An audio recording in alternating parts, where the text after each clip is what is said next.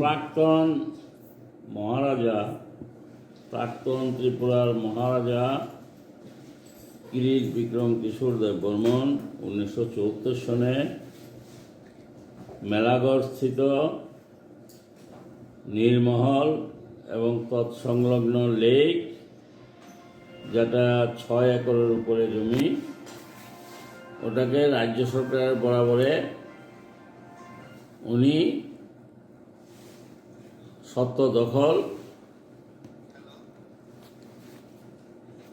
বুঝাইয়া দেন এবং তারপরে ওনার জীবদ্দশায় উনি কোনোদিন এটাতে কোনো দাবি করেন নাই যে এটা সরকারি সম্পত্তি হয়ে গেছে। তখন থেকেই সরকার এটাকে রাজ্য সরকারের সম্পত্তি হিসাবে, টুরিস্ট স্পট হিসাবে ব্যবহার করে আসছে।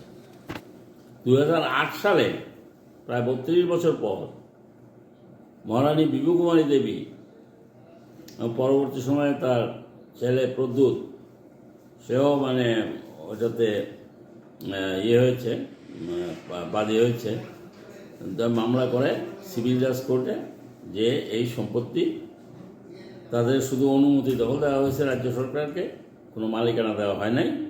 সেই জন্য এটা তারা সম্পত্তি ফেরত চান এবং এটাতে যা আয় হয়েছে তার হিসাব চান। সেই মামলায় তাদের পক্ষে রায় হয় 2015 সনে। সেই রায়ের বিরুদ্ধে আপিল করেন রাজ্য সরকার হাইকোর্টে।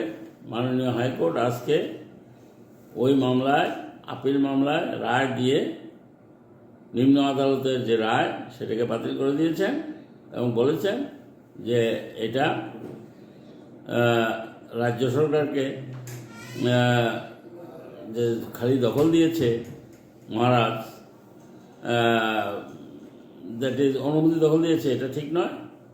উনি ওটাকে সম্পূর্ণভাবে রিলিঙ্কুইশ করে দিয়েছেন, হস্তান্তর করে দিয়েছেন এবং রাজ্য সরকার তখন থেকে এই সম্পত্তির মালিক, দখলকার, এবং রাজ্য সরকার এটাকে